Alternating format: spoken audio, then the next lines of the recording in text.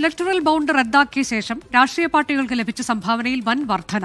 ബിജെപിക്കാണ് ഏറ്റവും കൂടുതൽ സംഭാവന ലഭിച്ചത്. 3712 കോടി ബിജെപിക്കും കോൺഗ്രസിന് 299 കോടിയും ലഭിച്ചു. കൂടുതൽ സംഭാവന നൽകിയവരിൽ വിവാദ കമ്പനി മേഘ എഞ്ചിനീയറിംഗും ഉണ്ട്.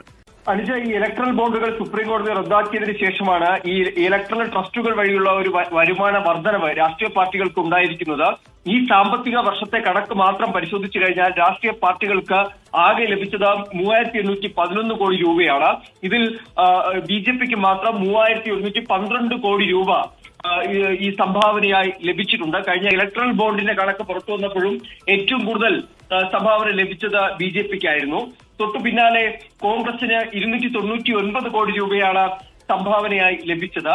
മറ്റ് രാഷ്ട്രീയ പാർട്ടികൾ ഉൾപ്പെടെ, അതായത് TMC, ആം ആദ്മി ഉൾപ്പെടെയുള്ള രാഷ്ട്രീയ പാർട്ടികൾക്ക് എല്ലാം കൂടി ചേർന്ന് ലഭിച്ച തുക 400 കോടി രൂപയാണ് എന്നതാണ് ഈ കണക്കുകൾ പരിശോധിക്കുമ്പോൾ മനസ്സിലാക്കുന്നത്. ഏതാണ്ട് സ്റ്റുഡന്റ് ഇലക്ട്രൽ ട്രസ്റ്റ് വഴിയാണ് ബിജെപിക്ക് ഏറ്റവും കൂടുതൽ സംഭാവന ലഭിച്ചിരിക്കുന്നത്. ഏതാണ്ട് 2180 കോടി രൂപയാണ് ആ ഇനത്തിൽ ലഭിച്ചിരിക്കുന്നത്.